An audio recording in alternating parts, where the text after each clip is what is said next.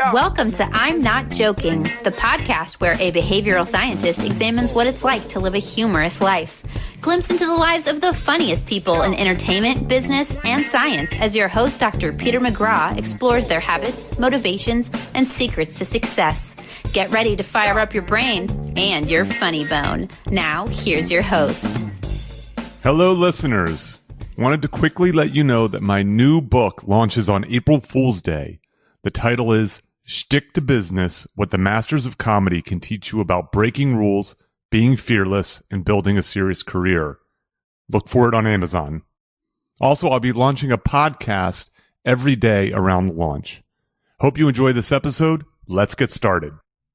Welcome to I'm Not Joking, the podcast that looks at the lives of funny people. I'm Peter McGraw. Today's guest is Emily Pendergast. Emily is a member of the Groundlings main company, most recently seen in the final season of the Emmy Award-winning series Veep as Jonah's wife, Beth Ryan. She will next be seen as the lead of the Echo interactive series Damage Control, which had its premiere at Sundance this year. You may have seen her in Indebted, Love, Unreal, You Can Do Better, Mike Tyson's Mysteries, Search Bar, and of course, Funny or Die. Welcome, Emily. Thanks for having me. So, Emily, it's great to have you here. I'm so First excited. of all, you are such an improviser at heart. Thank you. You just yes-anded this entire process. Well, thanks. You gotta go with it, I think. Which involved me accosting you in front of the UCB theater on Franklin one Saturday afternoon or something. I was waiting like that. for tech. I was doing a show with a friends group, and we just got to talking. That's right. Yeah. And I said, you look really familiar. And then I put it together that I had seen you at the Groundlings Theater on Melrose. Yes. Back in August. And for the Cooking with Gas show, Cooking with right? Gas, the Thursday night show. Yes. And I told you how much I loved it. Thanks. And I also told you how suspicious I was about that show. Right. Because of... It's $20. I know. Yes. But worth it. I know. And you think it's a lot, but then it's really great. And it's 2 acts. So it's a longer show too. It was totally worth it. And that makes me really happy. That was always my favorite show to see when I was going through as a student. And I would just idolize just watching that And here show. you are. Yeah. You're doing it. I actually was on a date, and my date is a big comedy person. Great. But a stand-up person. I'm envious. I could never do it. I'm an improv. Well, stand-up audience person. Okay. I'm an improv audience person, primarily. And so she was suspicious because it's improv. Sure. And I was suspicious because it was $40. What a way to start a comedy show. And a first date. Yeah. Uh-huh. It ended up being totally worth it. I think you're right. It's a meaty show. Mm-hmm. And tons of laughs. Actually, I didn't get off to a great start because I was laughing so hard. She thought it was peculiar, the amount of laughing and the volume in which I was doing it. Really? Yes. Is she a big laugher as well? Was she? Well, no one's sort of as big a laugher I get it. as me. Yes. You know, and I was really enjoying myself. That makes me so happy. I have distinct laugh that when I go to friends' shows, afterwards they'll say, "Oh, we were backstage and we knew you were there." Oh, that's great. Is that a good thing? I think it's a good thing. Okay, I think so. When I was in college, I had friends who had a secret nickname for me. What was it? It was T-Rex. Oh. And it was because of the way I would throw my head back and laugh loudly in a Tyrannosaurus Rex-like fashion. Oh, man. I love picturing a T-Rex laughing. I was not offended by that. No. I think that's a great way to get a nickname. Yeah, it's not sure. like a bad quality. That's exactly right. Like, you don't want your nickname for your laughing to be like the sloth. Or No, I something like was that. thinking the exact same thing. Yeah. Yes. So, But the date went well? It did. Great. Yes, it was very good. Good. So we figured this out, and then I immediately said, I'd love to have you on the podcast, and you're like, sure. And Yes. And got contact info, and you showed up early. I have a fear of being late. It's not great. How very un-LA. I know. But yeah, I love that you asked me to do this. I'm so excited. Super. Yeah. Well, let's see if you did your homework. Okay. Emily, if you weren't working as a comedian or actor, what would you be doing? I did do my homework. And, I went to college and I ended up graduating with degree in criminal psychology. Psychology with a focus on criminology. Okay. The direct path to comedy. Yes. There's some overlap there. There is. There's a lot of character studies, but nothing was making me happy in college. And so that's what I ended up being like, what can I graduate with? And it was that. And so I looked into getting my master's out here in California. And then I was like, I'm just going to try the Groundlings because I went to see a show and I was really blown away. Okay. And so then I always wanted to do this. But yeah, that criminal psychology is pretty intense character study, I'd say. It is. I did a criminology certificate as an undergrad. Wow. I had been thinking, so this is how like the world is weird. This will date me, but I remember watching Silence of the Lambs and thinking about the FBI and thinking about federal law enforcement. I mean, this is so far from what my world turned out to be. Sure. But I did this I did the certificate. And so I took these criminology courses. Yeah. And they were fascinating. Truly yeah. Fascinating. Just like the psychological pathways of criminals and all of that. It's very, very interesting. So where was this? Ohio University. Ohio University. Okay. A Bobcat. Yes.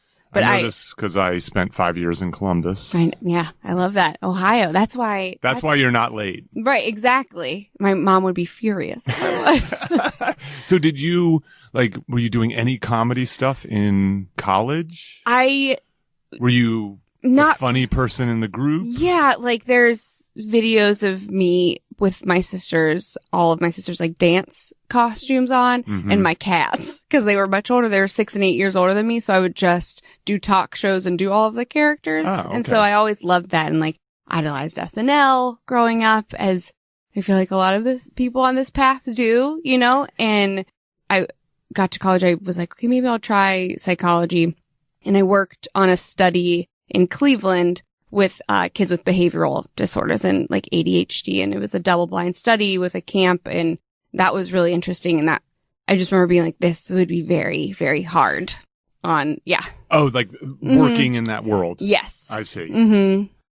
I've never thought about this before, but this idea of the kid who puts on the performances for the family, or not even for the family, alone. Right. With their dolls, with their animals, with their siblings, with their friends. Yeah. How much of that is a predictor that someday you'll be Beth Ryan on Veep? Yeah. That was the best thing. But I mean, yeah, I feel like it's probably a common denominator in people that are in this field. I've never done that. Right. Okay.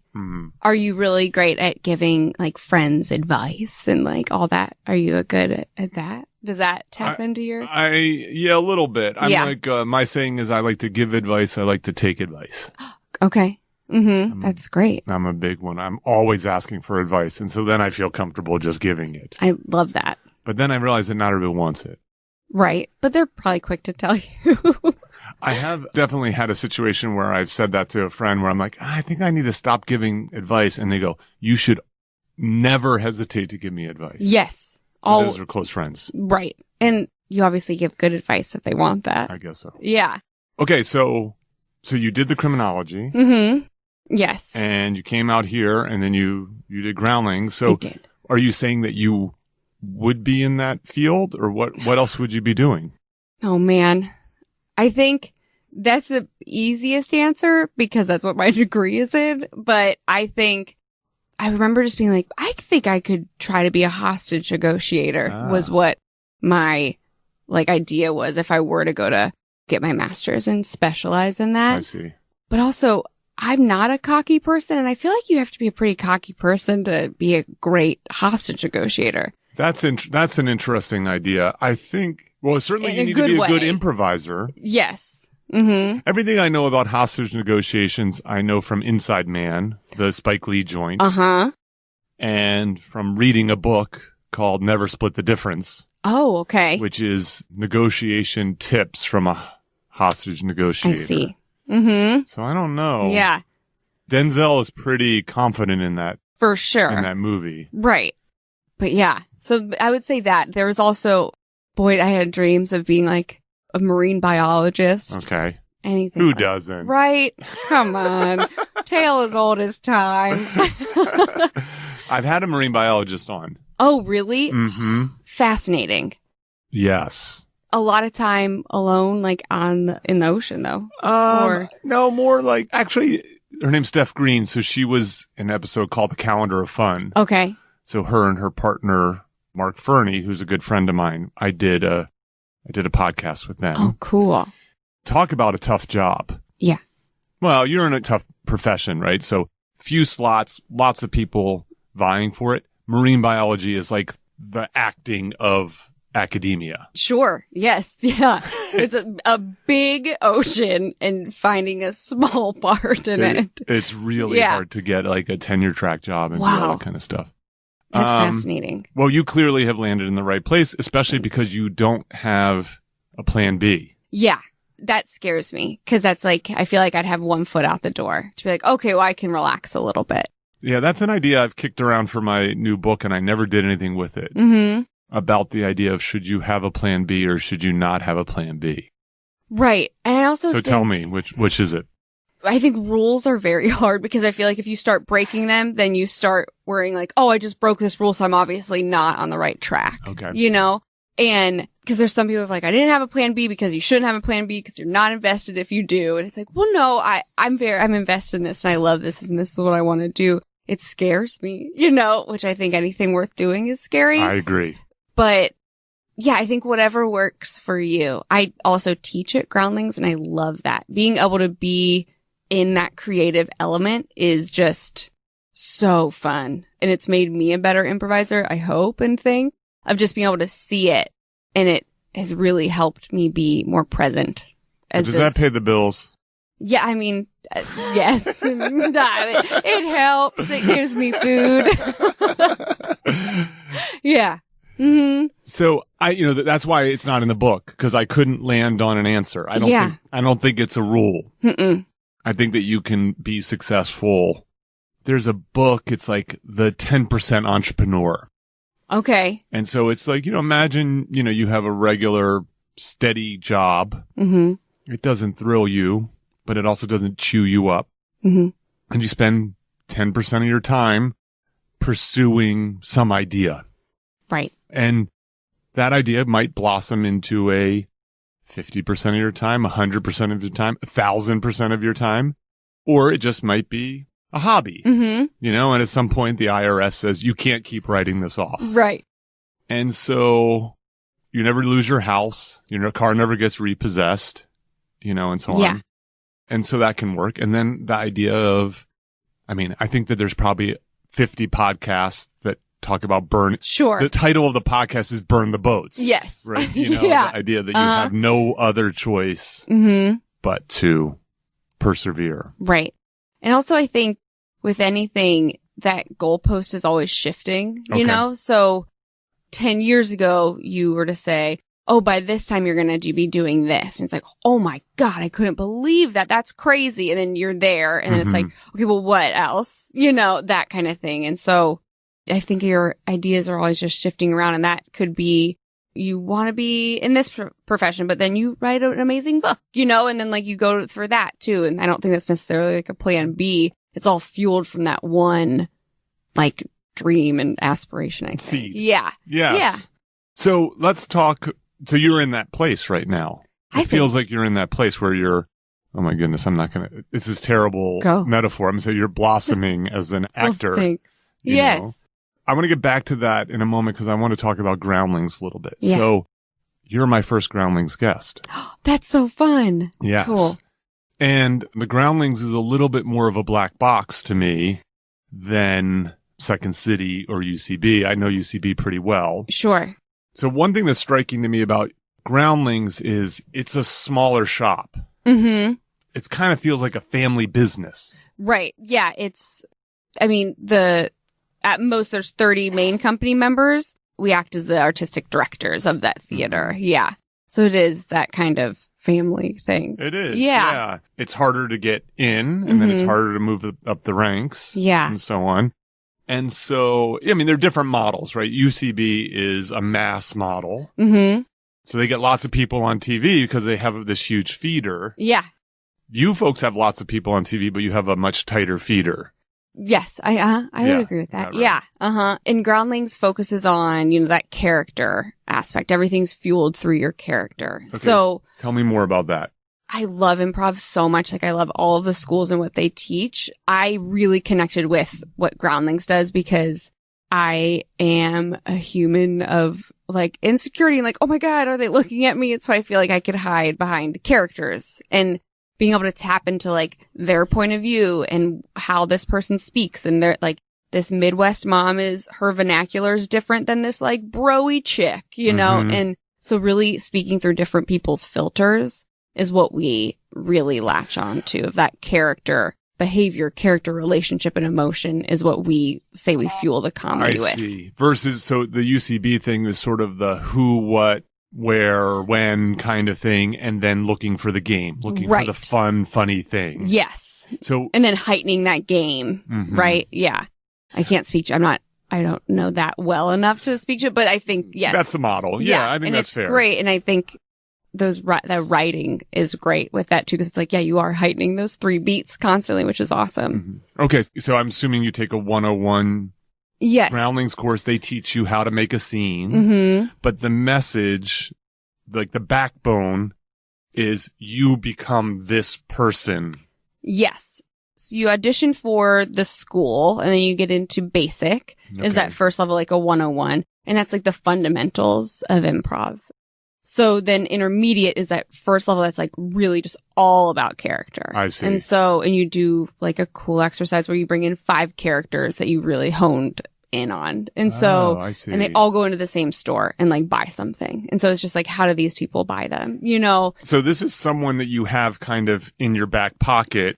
You can pull Yes. out Hildy or Joe Right. or whoever it is based upon a situation. Or? Yeah. Or a suggestion. And so improv is very helpful of like trusting your first instinct, like trust your gut for me, because if not, then I'm going to work so much more from my brain than like my instincts and my body. Because if I'm like, if you get a suggestion and it's like, what are these 2 doing? Like painting wooden birds, it's like, who would be doing that? I see. Great. Do that. And then let your information flow through that person. Really? So Yeah. This is so fascinating to me. Yeah. I had no idea. Mm-hmm. Okay, so that's why you see like on the walls, all those like awesome wigs and expressions and makeup and all those things. what this is for the audience, that Emily's describing. So while you're waiting to go, like on a Thursday night, if you're waiting to go into cooking with gas, everybody's sort of milling around and eating Reese's Pieces or whatever they buy at the snack bar. Mm-hmm. And the walls are filled with pictures of current and former members. Mm-hmm. And they're not regular Hollywood headshots. They're Right. kind of cheeky, fun pictures. Yeah. I see. Yes. Like the Melissa McCarthy with her like big giant ranch bottle, and just like it's pictures of sketches that were in a show Okay. at one point. I see. Mhm. Okay. Cooking with Gas is a short form improv class, Mhm. not class, show. And you're bringing the characters into those short form? Yeah. So I see. once you have all those hours of practicing and learning all those, you can easily access those characters a little bit more, Okay. and so you get a suggestion of like, cool, you go through that Rolodex real fast of like, who would be at Yvonne's, like a disgruntled mom, whoever you want to play. And then you just like, and then you connect, and it's about that relationship too. That's why I think whenever I'm teaching, I tell my classes like, make sure you're so present because this scene will never be recreated again. It's all about that connection. I think as humans, we laugh when we recognize connection. And so Mhm. it's like lights up with, there's a fun connection between 2 characters. I'm already on board. I'm like, oh, I want to know why they're doing that. Yes. So, okay. I have a lot of questions. Great. Okay. So this one's, forgive me listeners, but so you may not even remember this, Okay. but there was like some sort of desert island scene in the show that I saw. Okay. And you played a character, this is going to be a terrible word, No. but like, who was like a little sexy. Oh, or great. like a little like, confident. And Uh-huh. does that make sense? Yeah. Yes. Who is she? Oh gosh. Or is that someone you made for that moment? Maybe I probably put her in that moment. Like it was probably both. Okay. Because for so long I'd never played really feminine women and like just like that like sultry, confident. And I was like, oh, that's not in my wheelhouse. I'd rather play like the one of the guys chicks, you know? Yeah, I see. Right. But then, especially when you are going through the program and you're writing sketches and you're writing like 10 sketches a week to pitch for your show on a Wednesday that's going to be on Sunday, you have to just come up with new characters. And so my teachers and directors were really, really helpful in guiding me to find my funny bone within those characters. Okay. So it's like, yeah, you have to have one, you know, of those. Yeah. People. I mean, it wasn't the reason I sort of remember it was because you just oozed this confidence. Oh, thanks. And there was like a sense of intimacy with the person you were on the island with, so to speak. So much so that I wondered if the two of you were dating. Oh, well, we're making you believe it. Isn't that great? Yeah. Like that's how good it was. I was like, I wonder if those two are going to go home and bang. Yes. Mm-hmm. Yep. So clearly, no. No, because my husband doesn't do shows at Groundlings. Yeah. So that's hilarious. Yeah. Mm-hmm. So kudos. Well, thank you. Yeah. That's awesome. I thought that was great. So I did 101 and 201 for UCB. Great. And I'm going to do 301 at some point once life settles down here. I will tell you this. I'm bad at a lot of things in improv. I am worst at characters. Yeah. Terrible. And here's why. Okay. Do you need a professor? Mm-hmm. Do you need a businessman? Right. Do you need a lawyer? Yep. Judge? Something like that? Got all the suits. Yeah. I will nail that. Yeah. You know? Uh-huh. And so what I started to do was I started being, okay, I'm going to just I'm going to become a pregnant woman. I'm going to become a toddler. I'm going to become, a lizard. Boy, it's hard. Yeah, it's hard. Because then you're so aware of it. Yeah. You know? And I think the hardest thing for me going through improv was emotion. That of really getting emotional. And I feel like I'm turning into my dad. Like I'm pretty even keel. It takes a ton to make me flip out and a lot to really make me super angry, you know? You're steady. Yeah. But I'm passionate, but I was so aware of myself of getting emotional, and I would be gesturing just with my forearms. I'm I'm angry. And my teachers were I am a robot. Yeah. They're you're psychotic is what you are. I'm great. So but when I was oh, cool, I could tap into characters, because I was how would this woman get mad? Mm-hmm. That was fun for me to do. So they pushed you to be more emotional in those characters. I see. So yeah. Can we be visited by one of your characters right now? God. Am I putting you on the spot? I don't know who it would be. Oh, it is on the spot. What kind of character would show up at a podcast? Suppose you were in a podcast scene. In the last show I did she was born out of a backstage bit with my friends, and she's just this asshole. Her name's Barbara. And she just kind of talks like this, and she doesn't give a shit. And so she would probably make fun of this podcast. Be oh, whatever, you got mics, who cares? JS, WC, just saying. That's what she does. I see. Yes. Well, thank you. She's a jerk. What's her name? Her name's Barbara. Barbara, okay. Yes. Of course. She would and she messes up people's names on purpose for a weird power play. She's an asshole. That's fantastic. Yeah. And how deep do you go on the backstory of Barbara? Do you know whether she's been married before? Do you know that she has siblings? No one's married that woman. No, yeah, I do you have a Bible for some of these characters? Maybe for some of them, yes, because some of it comes up within while you're writing those sketches, their backstory will come up. Mm-hmm. But I really like to work. Maybe this will help in characters for you. I like to work in adjectives of oh, she's an asshole. Mm-hmm. You know, she's clearly she's so insecure, but she's not acting like it. She overcompensates. So I like to, especially when I'm writing sketches, I'll just for myself at the top of them, I'll write 3 adjectives about that character to remind myself of okay, that's easier for me to tap into that. Cause sometimes we teach point of view. How does this person see the world? Mm-hmm. You know, and do they think everyone's out to get them, or they see it with rose-colored glasses on? It's that thing of, if you've ever had friends that are like, oh God, all of my roommates are terrible. Every single roommate's terrible. And it's like, well, you're probably the one that's terrible. Yeah, you know, but they don't see it like that. Yeah. So I like to work with adjectives, I think. So this is really interesting. So you develop these characters. They have this sort of crossover benefit. You can use them in an improv scene, Mm-hmm. and then you can write sketches and either make them for the sketch and then transfer them over, or they exist and you say, Barbara would be great for this idea. Yes. And then you kind of pull her out of the closet. Yeah. Mm-hmm. Yeah. And then you can play with her. And it's really fun when you are writing with people and they're like, I want you to play so-and-so. And you're like, oh, wow. Okay, cool. They know this character that I do. That's really fun. And about how many do you sort of have? And they're kind of tiered, I assume, like you have these more developed and less developed ones. Totally. And I think some can bleed into each other as well. Mm-hmm. I've got a lot of my mom. So she'll come into the shows and be like, Emily, was that me? And I'm like, no, it is. It is. They're usually the sweetest women in the world. They just cry a lot. That is so funny. Yeah. Have you enjoyed doing the shows when you do your UCB shows? Do you like? You mean like the graduation show? Yeah. Yeah, I do. That's cool. I do. I'm enough. You know, it's interesting to take these improv classes because, you know, they're often filled with theater geeks, Mm-hmm. you know, and I'm usually like the old guy in the room and all that kind of stuff. But I'm enough into the attention and I'm sort of comfortable enough failing. Yes. I'll put myself out there during the show and I might have one good moment that I can kind of sink my teeth into. I love that. That's awesome.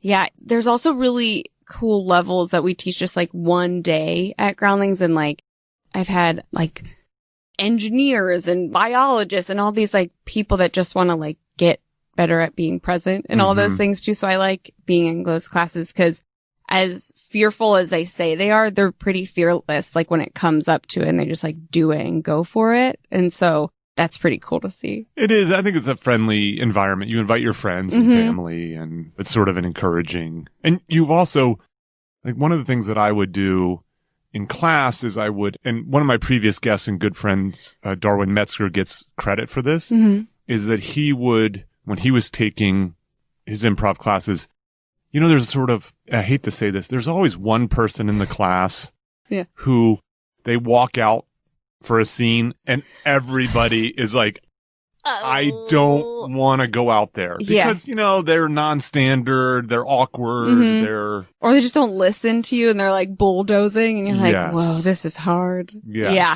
And so Darwin, God bless him, everybody knows a person. That person would walk out and he would immediately go out. Yes. And suddenly, like, everybody's hero. Right. Including the instructor who's like, thank goodness, you know? And so he told me about that once and I was like, I'm going to start doing that. Yeah. I would never do that on a show though. Oh, yes. Right? Like I'll do it in practice. Sure. With a show, there's always like 3 people in class that you kind of have a little connection click with. So Jen walks out and I'm like, I want to beat anybody out there because I want to do a scene with Jen. Right. Because we have a little chemistry. Of course. Yeah. Yeah. So it's not, I haven't fully embraced the sort of principles. Baby steps. That's true. Yes. For 301, I'll come to the show and then y'all make sure you run out there. Yeah. Oh. So with Barbara. Yes. Yeah. Oh, she would be a nightmare. Indeed. So as an instructor, first of all, I would love for you to be my instructor. Oh, thanks. I really love teaching a lot. And so do you have a favorite thing to teach? Like I'm a professor. Yeah. There's some classes that I'm like, okay, this is fine. But then there's some classes like, oh my God, let's go. Yeah. Do you have certain things that light you up when it comes to teaching? I think so. I do. Intermediate, especially, I love teaching because it is that character aspect of it. And I also have a huge nostalgia for that level because that's the level I met like a ton of my friends that have become my LA family out here. So like I'll sit there in class and I'll be like, oh my God, I remember when Adam did that exercise. I'll remember, like those kinds of things, so that just is special in its own way. But I think just like the fundamentals of basic, I would say like gray area of like not knowing what you're going to do because Is that something you teach? Yes. Of like just trusting that gray area and like, don't worry where the scene's going to go. Don't worry about what you're going to say next. Because if you're worried about that, you're not listening to your scene partner. And because I think that teaches a lot of being present, and which was a struggle of mine. And that is because you're 2 steps ahead or something. Right. Yes. And in life, I'm like, okay, I have to do this and this. I'm like, oh no, just listen to what's happening right now, you know? And that, because I think if you can really let go, it is so freeing, and it's really awesome to watch students like do that and let go and just trust it and listen and be like, oh my God, I had no idea that scene was going to go like that. But it did, only because you were listening so like just hard at that person that you responded. Yeah, that's great. That's a perfect segue into your insomnia. Oh yes. Great. Exactly right. So this came up when we were setting up. Right. This often happens. Okay. So you made a crack about your insomnia. I did. Yeah. And I have not been sleeping well lately. Oh, it's the worst. And so it's on the top of my mind. Mm-hmm. And do you think that your insomnia has something to do with your inability to live with the gray? Yes, 100%. And I can't not. It's so, yes, absolutely. I need to take that class over and over again to sleep. Yeah, I've always hated sleep to begin with, because I was like, I don't want to go to bed because I just want to keep hanging out with everybody. You're in my house. High FOMO person. Yes, huge. So I've always had that of just like not liking sleep. But yeah, I lay in bed and that's where I create all the world's of problems. And okay, tell me how let's swap stories. Okay, great. So tell me, I mean, I know what a good night sleep looks like, and I can imagine what a horrible night's sleep looks like, but like kind of like your average bad night. Okay, how does it go down?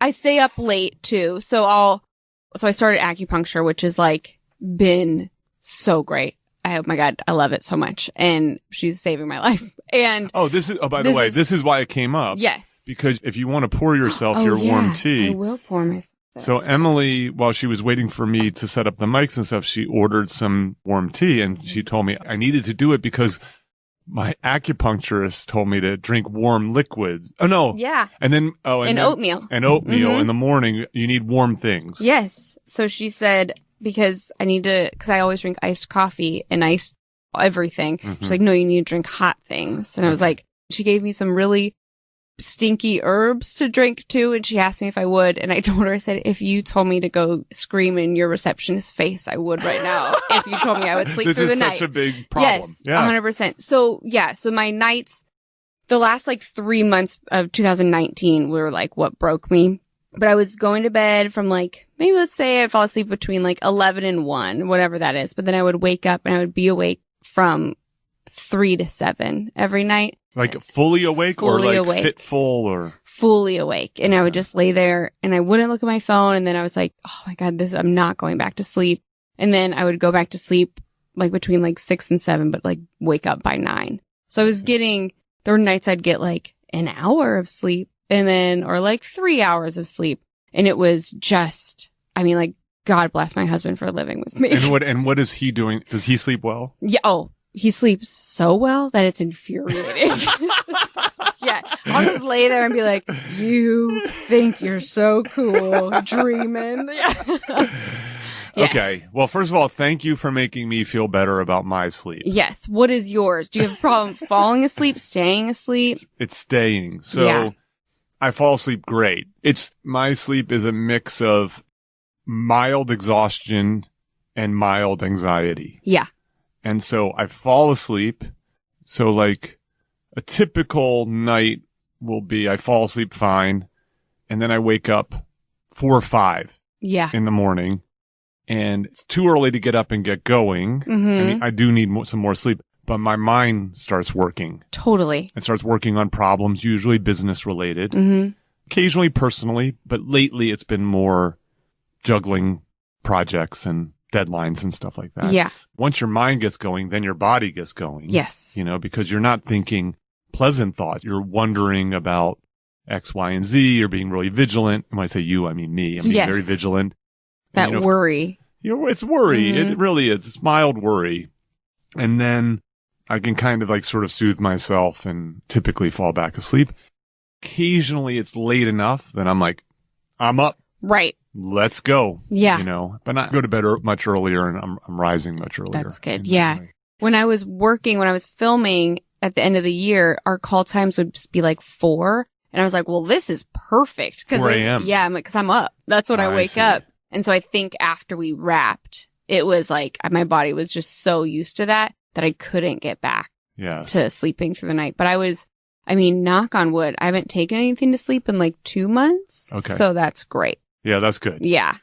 It is such a fascinating thing. I mean, certainly it's the successful person's problem in some ways. Yes. And I've realized is that my anxieties are very minor, very mild. Right. It's important not to catastrophize those, I think. 100%. And to recognize that 9 out of 10 times my tendency to be sort of vigilant and a planner and helps me juggle a lot of things and accomplish a lot of very cool things in my life. It just gets in the way at 4:30 in the morning. Right. Yep. And I don't know why it chooses that time to like creep into your brain, you know? And I've also struggled with insomnia since middle school. And so like I've had it just on and off. Oh, but it was very consistent the last part of this year. But for the last like 5 years when I can't sleep, I have done a lot of work on like knowing that of like, I'm just not able to sleep right now. There's not anything wrong. I don't have to like create a problem, you know, because it's like, okay, well, why can't I sleep? What's this? It's just that like Italian guilt that's just seeping through my blood. Yes. Yeah, mine is an adult phenomenon. I feel like mine was mid-30s. Yeah. Where I felt like the stakes went up, even though they really hadn't. Actually, in many ways, like the stakes have gone down in my life in the sense of, and there were times where I was like, you know, close to not being able to pay bills and things like that.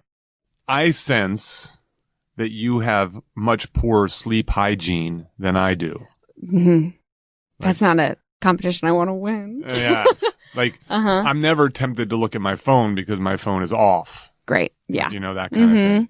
Now, it is a little bit weird, especially, I sleep alone most of the time, but if I have a partner, someone in my bed, they're like, sometimes they're like, it has to be how cold? Right. You're going to wear this eye mask? You're running this, you know? And so I'm very careful of trying to create the best context just so I stay asleep. Totally. You need those ritual kind of things. Yes. And I was just away this past weekend and I didn't have my weighted blanket. And what a problem to have. Is that weighted blanket a real deal? Yes, I love it. Because I also like to sleep in the cold. But I like to be covered up. Yes. And so I love it. People tell the world what a weighted blanket is and what it does. You can get them within pounds. This one, I left my 15-pound one because it stopped working. So I got a 20-pound one. You adapt to it. You have to go heavier and heavier. Yeah. I'm going to be sleeping with like a 100-pound blanket on me. It just feels heavy. It feels comfy on you. And they market it for like working with like if you have anxieties and stuff, but I don't know why it works. It might be mind over matter, but I'll take it. I don't know. I mean, I know that like a bunch of years ago, they started swaddling babies again. I think it's that same kind of principle is that feeling of security. And you feel safe. It's like a thunder vest for dogs.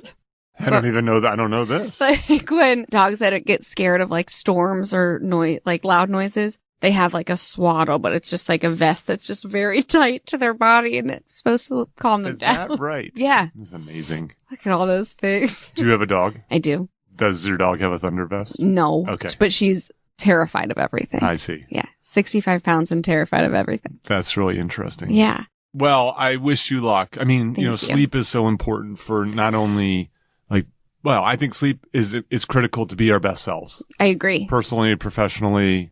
My former postdoc advisor, who's done a bunch of work on well-being, says that you can ask someone how happy they are, or you can ask them how well they slept last night, and you get basically the same answer. Mm-hmm.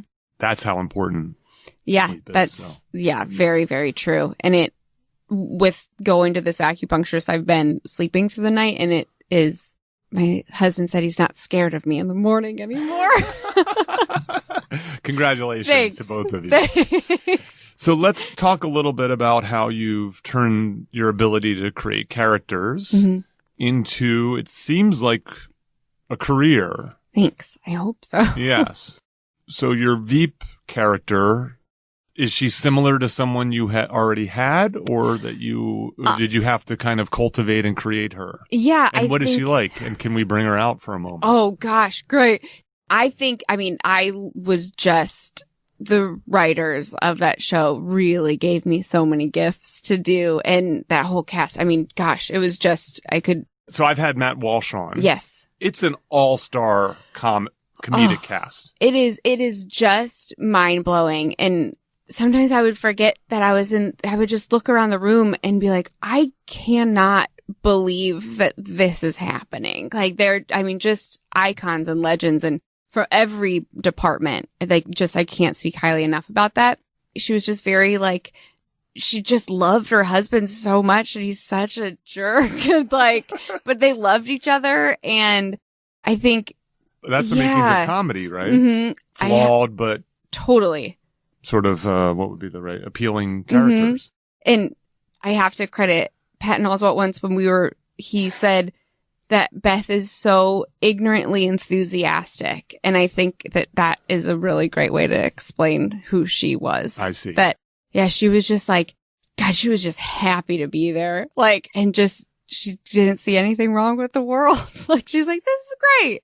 And yeah, being able to, I truly would forget where I was. I'm like, oh my God, this is the coolest thing I've ever done. So yeah, she was just ignorant and happy. Fantastic. Yeah. And so I think being able to continue to do her and play with her, and again, these gifts that these writers and directors were giving me to do, I think they made her very, very clear to me. And so I just wanted to do service to them, and hopefully I did with her. Yeah. I have no doubt. Thanks. Now, where'd you struggle? In that or in life?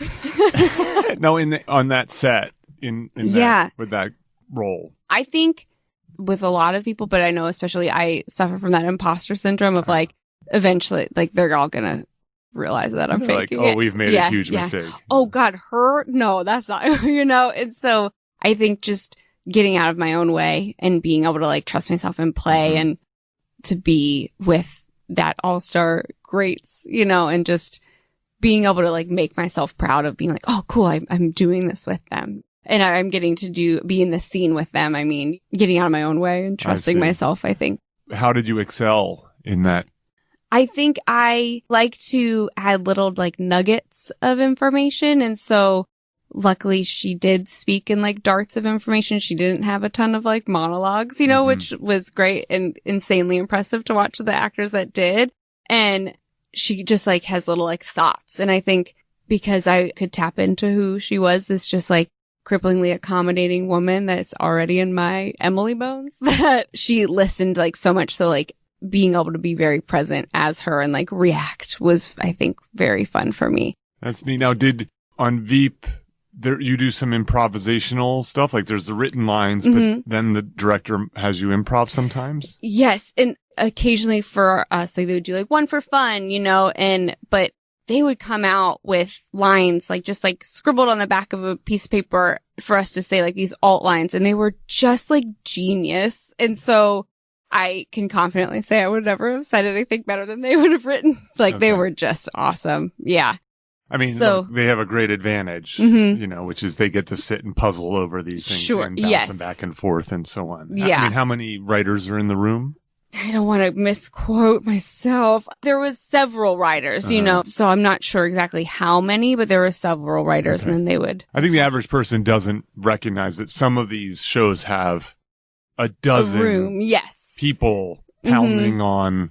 Totally. Yeah. Yeah. And but just being able to that sense of play was just so fun of I get to play in the sandbox with these people. It's nuts, Yeah, that's great. Yeah. I remember the chemistry test with Tim Simons, who plays Jonah. I got to improvise because Julia was in the room. Julia Louis-Dreyfus was in the room, and I got to improvise with her. And I just remember her leaving, and I was like, if that's all that happens, awesome. I just got to improvise with her. Cool, and then, I just couldn't believe that. Well, I'm very happy for you. Thank you. Great. Thanks. And I didn't even know you were doing this when I asked you to be on the podcast. I know.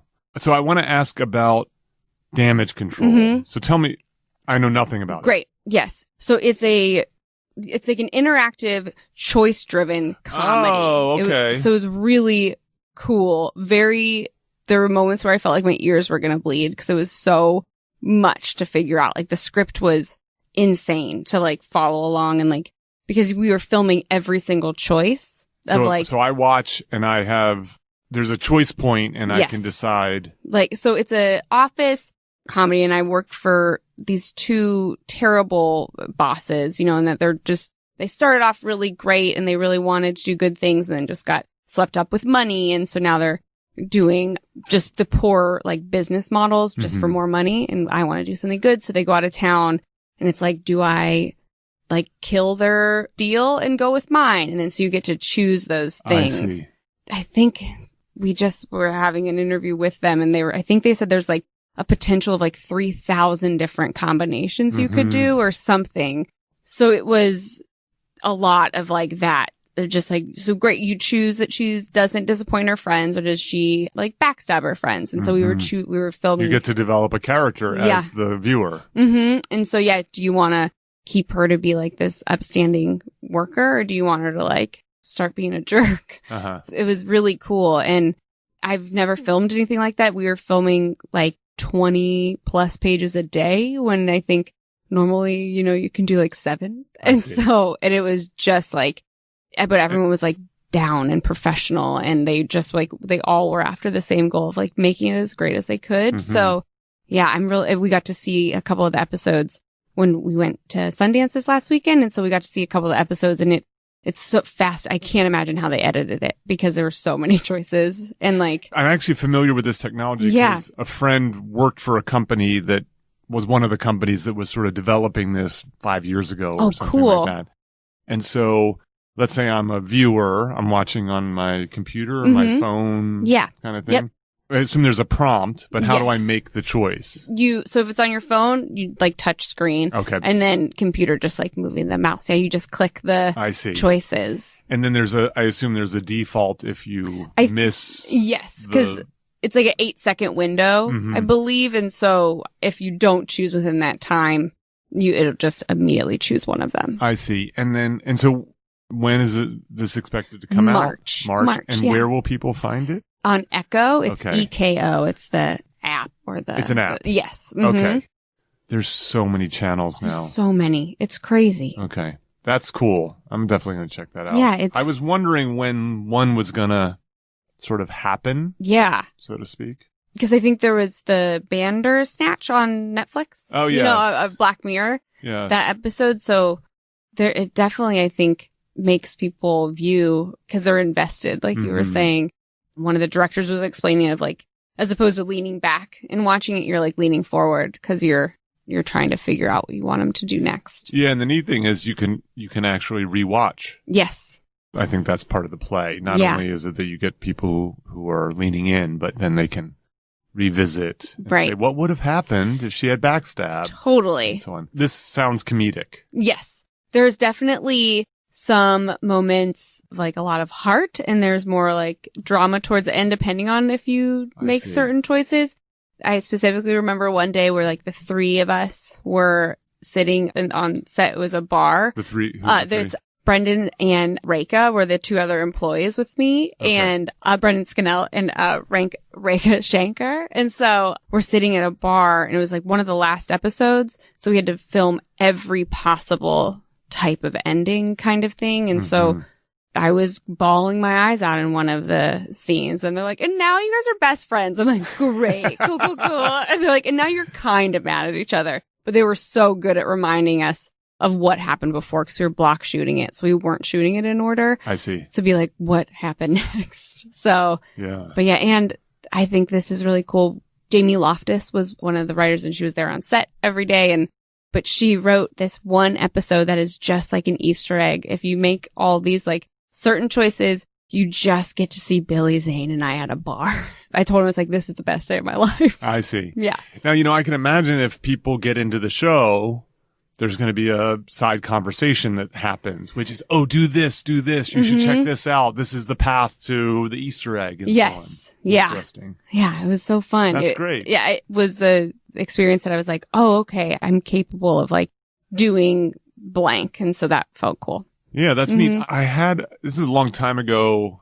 I was talking to like some guy who used to do like special effects and stuff, but he spent a lot of time on movie sets. And I met him in Australia. I remember asking him, I was like, is it hard to be an actor?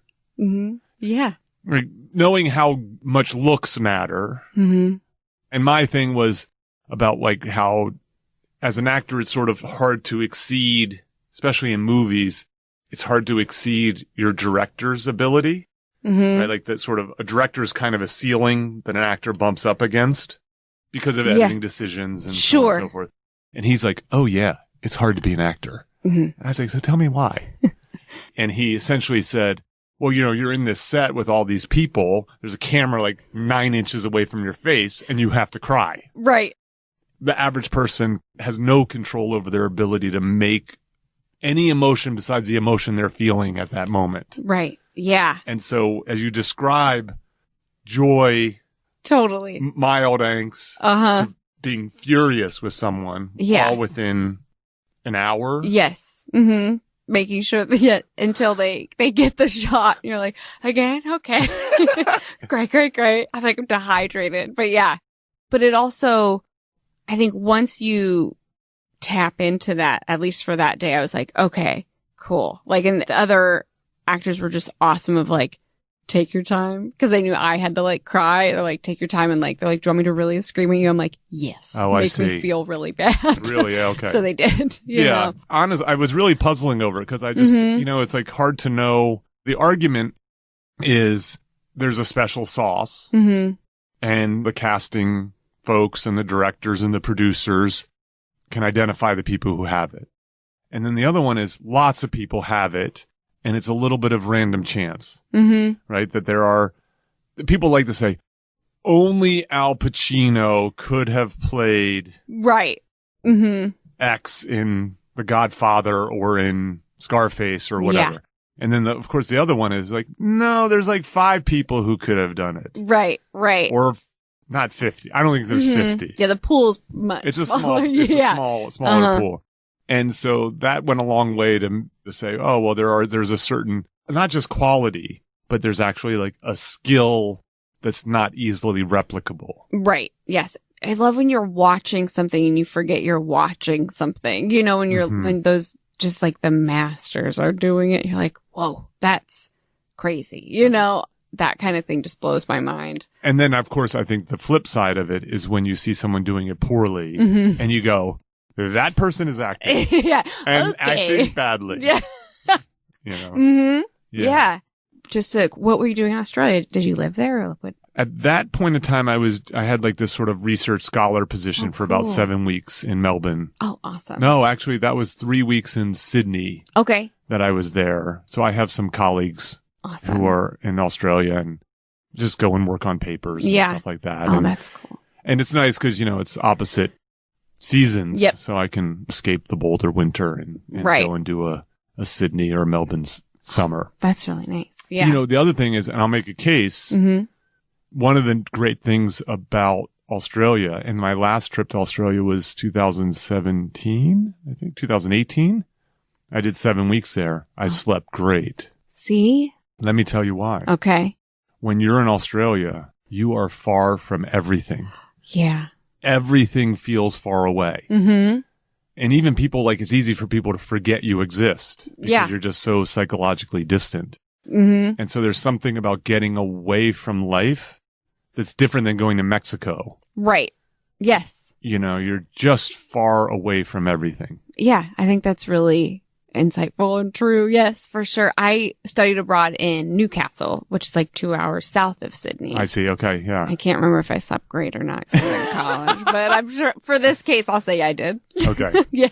That's great. So we have to wrap up shortly, but I did tell you before we started that I was going to give you a chance to ask any questions yes. or tell me what you wanted to talk about.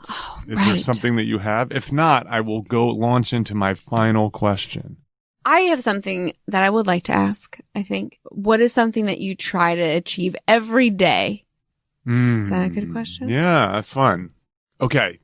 So you're not going to be surprised. You barely know me, but you're not going to be surprised to hear this.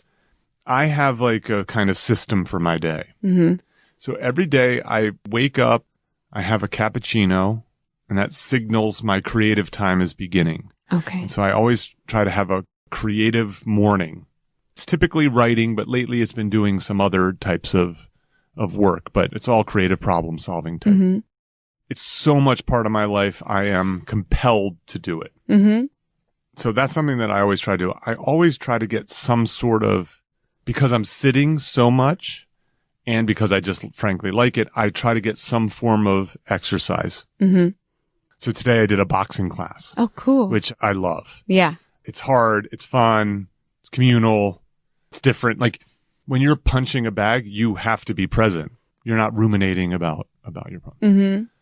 Ideally, I get a little nap in. Okay. Uh-huh. Even if it's for like 15 minutes. That's great. And then I do some more creative work. So within my day, I want to do at least 1 to 3 sessions of creative work. I want to have some release that's physical. Mm-hmm. I want to have some release that's relaxing. And then ideally, I have some sort of social time, even if it's just getting on the phone with a friend. Yeah. You know, I'm old school. I talk on the phone I love a lot. that. I make lots of calls. And so in that way, what that allows me to do is to be productive, healthy, and I never burn myself out. That's great. So I can do that. I can actually do that every single day for a year without ever like almost needing, like some people, like the Hollywood model is very different than my sort of academic model. The Hollywood model is work like a dog for 4 months and then take a 2-month vacation. Right. Sort of like the biggest people live in that kind of way. Yes. Does that fair? Yeah, I think that's Maybe fair. it's not 2 months, but it's right. But yeah. And then, but for right now, it's like you work for this time and then you're off and then you're terrified. Are you going to work again? You're going to work again. Yes. Yes. Yeah. Well, I love so that. I have like this sort of steady rhythm that's more of a kind of artist rhythm of like the old school painters, sculptors. Yeah.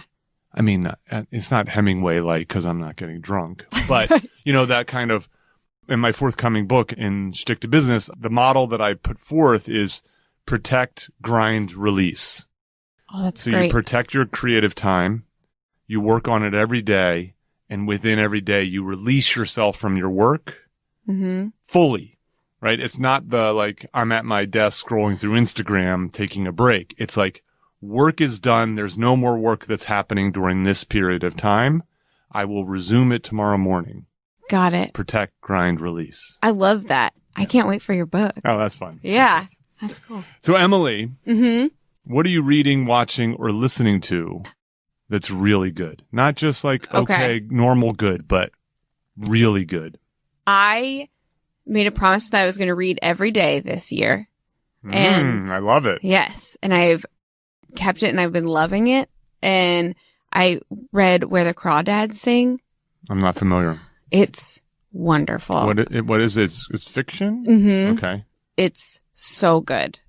My mom came out to visit from Ohio and she had finished the book and I read it that quickly so she could take it back home. Okay. And it was so What good. made it so good? It's about a girl that lives in a marsh and everyone's really mean to her and she never went to school. And then there's a murder. And so everyone's just blaming this marsh girl. And I remember talking to my sister because she read it as well. And we both were like, part of me wishes it was like true. So like you could, cause it was like, oh my gosh, this aspirational, like just like wonderful woman that taught herself for these really amazing things and listened to what she loved and made her happy and used her surroundings to really blossom. Yeah. Neat. It's a wonderful book. I'll put it in the exhibits. Great. Anything else that comes to mind? I mean, that's good enough. But, yeah. And I will say a friend of mine just sent me her novel that she wrote. And I think it's just amazing that she wrote a novel and it's a mystery thriller, which is my favorite to read. It's called The Prized Girl. Is it published? Or? Yeah. Okay. It just came out and again, I read Prized Girl. Yeah. Oh, okay. By Amy Green. And Neat. Yeah, that one too. I try to go often. Amy, congratulations. Right? At least 12 people have learned about your book. Perfect. Yes. I know. I try to read. I'm like, oh, this one was like fictional, like a little bit more emotional, heart-wrenching. This one is terrifying. So I'm like, I need a palate cleanser every once in a while. Okay. So yeah, but that's what I've been really trying to read every day, and I've been doing it. I think that's fabulous. Thanks. Emily, you're great. You are. Thanks for having me. Yeah, this was a lot of fun. Yeah. Cheers. Thank you for listening. Don't forget to visit petermcgraw.org for more information about our guest, show notes, and social media links. If you've enjoyed this episode, please subscribe and share with others. Join Dr. Peter McGraw next week for another fun, fascinating conversation on I'm Not Joking.